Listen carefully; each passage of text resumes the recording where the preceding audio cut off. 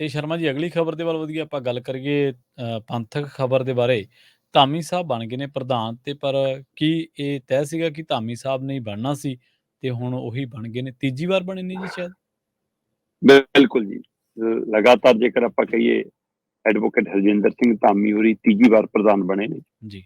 ਔਰ ਇਹਦੇ ਵਿੱਚ ਅਕਾਲੀ ਦਲ ਨੂੰ ਲੱਗਦਾ ਕਿ ਅਸੀਂ ਮਜ਼ਬੂਤ ਹੋ ਗਏ, ਕਿਉਂਕਿ ਪਿਛਲੀ ਵਾਰ ਬੀਬੀ ਜਗੀਰ ਕੌਰ ਇਹਨਾਂ ਦੇ ਮੁਕਾਬਲੇ 42 ਕੁ ਵੋਟਾਂ ਲੈ ਕੇ ਗਈ ਸੀ ਤੇ ਧਾਮੀ ਸਾਹਿਬ ਹੋਰਾਂ ਨੂੰ ਪਿਛਲੀ ਵਾਰ ਕਾਫੀ ਘੱਟ ਵੋਟਾਂ ਨਾਲੇ ਸਰਨਾ ਪਿਆ ਸੀ, ਪਰ ਇਸ ਵਾਰ ਉਹਦੇ ਨਾਲ ਵੋਟਾਂ ਵੱਧ ਗਈਆਂ ਉਹਨਾਂ ਦੀਆਂ। ਬੇਸ਼ੱਕ ਪਿਛਲੀ ਵਾਰ ਧਾਮੀ ਹੋਰਾਂ ਨੂੰ 146 ਦੇ ਵਿੱਚ 104 ਵੋਟਾਂ ਪਈਆਂ ਸੀ ਜੀ ਤੇ ਬੀਬੀ ਜਗੀਰ ਕੌਰ ਹੋਰੀ 42 ਵੋਟਾਂ ਲੈ ਗਏ ਸੀ।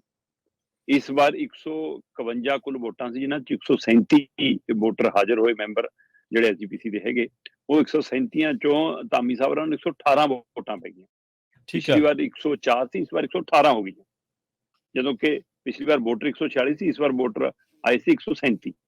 ਸੋ ਇਸ ਲਈ ਵੋਟਾਂ ਘਟਣ ਦੇ ਬਾਵਜੂਦ ਵੀ ਧਾਮੀ ਸਾਹਿਬ ਦੀਆਂ ਵੋਟਾਂ ਵਧੀਆਂ ਤੇ ਵਿਰੋਧੀ ਧਿਰ ਜਿਹੜਾ ਪਿਛਲੀ ਵਾਰ ਬੀਬੀ ਜਗੀਰ ਕੌਰ ਦੇ ਰੂਪ 'ਚ 42 ਲੈ ਗਿਆ ਸੀ, ਇਸ ਵਾਰ ਬਲਵੀਰ ਸਿੰਘ ਘੁੰਨਸ ਦੇ ਰੂਪ ਦੇ ਵਿੱਚ ਮਾਤਰ 17 ਤੇ ਹੀ ਸਰਨਾ ਪਿਆ। ਅੱਛਾ। ਸੋ 101 ਵੋਟ ਦੇ, ਪਿਛਲੀ ਵਾਰ 2 ਵੋਟਾਂ ਖਰਾਬ ਸੀ, ਇਸ ਵਾਰ ਵੀ 2 ਵੋਟਾਂ ਹੀ ਖਰਾਬ ਹੋਈਆਂ ਨੇ। ਸੋ ਇਸ ਲਈ 101 ਵੋਟ ਦੇ ਮਤਲਬ ਫਰਕ ਨਾਲ, ਸ਼ਗਨ ਦੇ ਨਾਲ ਐਡਵੋਕੇਟ ਹਰਜਿੰਦਰ ਸਿੰਘ ਧਾਮੀ ਹੋਰੀ ਦੁਬਾਰਾ ਪ੍ਰਧਾਨ ਬਣੇ ਨੇ। ਸਮੁੱਚੀ ਟੀਮ ਨਾਲ ਚੁਣ ਲਈ ਹੈ ਨਾ। ਹਰਭਜਨ ਸਿੰਘ ਮਸਾਣਾ ਹੋਰਾਂ ਨੂੰ ਸੀਨੀਅਰ ਮੀਤ ਪ੍ਰਧਾਨ ਚੁਣਿਆ ਗਿਆ। ਇਸੇ ਤਰ੍ਹਾਂ ਗੁਰਬਖਸ਼ ਸਿੰਘ ਖਾਲਸਾ ਹੋਰਾਂ ਨੂੰ ਮੀਤ ਪ੍ਰਧਾਨ, ਜੂਨੀਅਰ ਮੀਤ ਪ੍ਰਧਾਨ ਚੁਣਿਆ ਗਿਆ ਤੇ ਰਜਿੰਦਰ ਸਿੰਘ ਮਹਿਤਾ ਹੋਰਾਂ ਨੂੰ ਸਰਬਸੰਮਤੀ ਨਾਲ ਜਨਰਲ ਸਕੱਤਰ ਚੁਣਿਆ ਗਿਆ। ਸੋ ਇਹ ਸਾਰੀ ਟੀਮ ਉਹਦੇ ਨਾਲ 11 ਮੈਂਬਰੀ ਜਿਹੜੀ ਕਮੇਟੀ ਆ ਉਹ ਚੁਣ ਲਈ ਗਈ ਹੈ। ਪਰ ਇਹ ਸਭ ਦੇ ਦਰਮਿਆਨ ਹਰਜਿੰਦਰ ਸਿੰਘ ਧਾਮੀ ਹੋਰਾਂ ਦਾ ਬਣਨਾ ਕੀ ਅਕਾਲੀ ਦਲ ਦੀ ਮਜ਼ਬੂਤੀ ਹੈ ਜਾਂ ਵਿਰੋਧੀ ਧੜਿਆਂ ਦਾ ਕਮਜ਼ੋਰ ਹੋਣਾ, ਜਾਂ ਜੇਕਰ 104 ਤੋਂ ਵੋਟਾਂ 118 ਹੋਈਆਂ ਨੇ, ਉਹ 'ਚ ਹਰਜਿੰਦਰ ਸਿੰਘ ਧਾਮੀ ਹੋਰਾਂ ਦੀ ਆਪਣੀ ਹਲੀਮੀ, ਆਪਣੀ ਸੂਝ, ਆਪਣੀ ਸਿਆਣਪ ਨੇ ਕੰਮ ਦਿਖਾਇਆ ਜੀ, ਉਹਨਾਂ ਤੇ ਭਰੋਸਾ ਮੈਂਬਰਾਂ ਦਾ, ਉਹ ਇੱਕ ਪਹਿਲੂ ਹੈ। ਸੋ ਜੋ ਵੀ ਹੋਵੇ, ਅਕਾਲੀ ਦਲ ਕੱਲ ਸਾਹ ਲੈਂਦਾ ਨਜ਼ਰ ਆਇਆ ਕਿ ਠੀਕ ਹੈ ਵੀ ਸਾਡੀ ਸ਼ਾਖ ਅਜੇ ਐਸਜੀਪੀਸੀ ਤਾਂ ਬਚੀ ਹੈ, ਹੋਰ ਚਾਹੇ ਕਿਤੇ ਨਾ ਬਚੀ ਹੋਵੇ।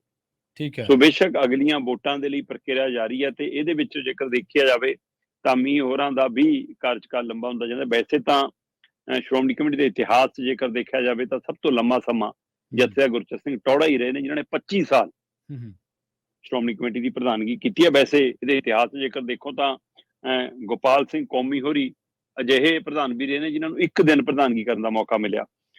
17 ਜੂਨ 1933 ਤੋਂ 18 ਜੂਨ 1933 ਸਿਰਫ ਇੱਕ ਦਿਨ ਦੇ ਪ੍ਰਧਾਨ ਸੀ। ਸੋ ਜਦੋਂ ਕਿ ਜਥੇਦਾਰ ਗੁਰਚਰਨ ਸਿੰਘ ਟੌੜਾ ਚਾਹੇ ਅਖੀਰਲੇ ਦਿਨਾਂ 'ਚ ਆ ਕੇ ਅਲੱਗ ਵੀ ਹੋਏ, ਫਿਰ ਦੁਬਾਰਾ ਵੀ ਬਣੇ, ਪਰ ਤਾਂ ਵੀ 25 ਸਾਲ ਤੋਂ ਵੱਧ ਦਾ ਵਕਫਾ ਇੱਕੋ ਸੰਸਥਾ ਦਾ ਪ੍ਰਧਾਨ ਰਹਿਣਾ ਔਰ ਬੇਦਾਗ ਰਹਿਣਾ, ਇਹ ਬੜੀ ਜਥੇਦਾਰ ਗੁਰਚਰਨ ਸਿੰਘ ਟੌੜਾ ਹੋਰਾਂ ਦੇ ਹਿੱਸੇ ਆਈ ਇਹ ਵਾਹ ਬਾਈ। ਤੇ ਪਰ ਜੇਕਰ ਮਹਿਲਾ ਪ੍ਰਧਾਨ ਵਜੋਂ ਦੇਖੋ ਤਾਂ ਪਹਿਲੀ ਵਾਰ ਜੇਕਰ ਐਸਜੀਪੀਸੀ ਨੂੰ ਮਹਿਲਾ ਪ੍ਰਧਾਨ ਮਿਲੀ ਸੀ, ਉਹ ਬੀਬੀ ਜਗੀਰ ਕੌਰ ਦੇ ਰੂਪ 'ਚ ਮਿਲੀ। ਸੋ ਇਸ ਲਈ ਉਸੇ ਕਤਾਰ ਦੇ ਵਿੱਚ ਅੱਜ ਹਰਜਿੰਦਰ ਸਿੰਘ ਧਾਮੀ ਹੋਰਾਂ ਦਾ ਮੁੜ ਜਿੱਤਣਾ ਚਰਚਾ ਵਿੱਚ ਵੀ ਹੈ। ਤੇ ਪਰ ਇਹਦੇ ਵਿੱਚ ਇਹ ਹੈ ਕਿ ਪਤਾ ਪਹਿਲਾਂ ਹੀ ਸੀ। ਹਾਂ, ਇਸ ਦੀ ਚੋਣ ਤੋਂ ਬਾਅਦ ਮਤੇ ਲਿਆਂਦੇ ਗਏ ਔਰ ਲਗਭਗ 12 ਮਤੇ ਕੱਲ ਇਜਲਾਸ ਦੇ ਵਿੱਚ ਪਾਸ ਕੀਤੇ ਗਏ। ਠੀਕ ਹੈ। ਜਿਹਦੇ ਵਿੱਚ ਖਾਸ ਕਰਕੇ ਪਾਣੀਆਂ ਦਾ ਮਤਾ, ਪਾਣੀਆਂ ਤੇ ਪੰਜਾਬ ਦੇ ਪਾਣੀਆਂ ਦੇ ਹੱਕ ਦੇ ਮਸਲੇ ਤੇ, ਪੰਜਾਬੀ ਭਾਸ਼ਾ ਨਾ ਹੁੰਦੇ ਵਿਤਕਰੇ ਦੇ ਮਸਲੇ ਤੇ, ਬੰਦੀ ਸਿੰਘਾਂ ਦੀ ਰਿਹਾਈ ਦੇ ਸੰਬੰਧ ਦੇ ਵਿੱਚ ਹੈ ਨਾ, ਫਿਰ ਐਸਜੀਪੀਸੀ ਦੀਆਂ ਵੋਟਰ ਸੂਚੀਆਂ ਦਾ ਕੰਮ ਪ੍ਰਕਿਰਿਆ ਆਸਾਨ ਬਣਾਉਣ ਦੇ ਲਈ, ਇਸੇ ਤਰ੍ਹਾਂ ਰਾਜੋਆਣਾ ਦੀ ਫਾਂਸੀ ਨੂੰ ਉਮਰ ਕੈਦ 'ਚ ਬਦਲਣ ਦੇ ਸੰਬੰਧ ਦੇ ਵਿੱਚ, ਫਿਰ ਇਸੇ ਤਰ੍ਹਾਂ ਸੋਸ਼ਲ ਮੀਡੀਆ ਤੇ ਸਿੱਖਾਂ ਦੇ ਖਿਲਾਫ, ਸਿੱਖ ਪੰਥ ਦੇ ਖਿਲਾਫ, ਸਿੱਖ ਧਿਰਾਂ ਦੇ ਖਿਲਾਫ, ਵਿਅਕਤੀਆਂ ਦੇ ਖਿਲਾਫ ਹੁੰਦੇ ਕੂੜ ਪ੍ਰਚਾਰ ਦੇ ਖਿਲਾਫ ਵੀ।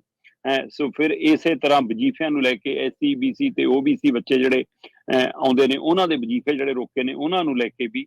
ਸੋ ਇਸ ਤਰ੍ਹਾਂ ਦੇ ਕਿੰਨੇ ਹੀ ਤਰ੍ਹਾਂ ਦੇ 12 ਮਤੇ ਕੱਲ ਪਾ ਕੇ ਸਰਬਸੰਮਤੀ ਨਾਲ ਪਾਸ ਕੀਤੇ ਗਏ ਨੇ।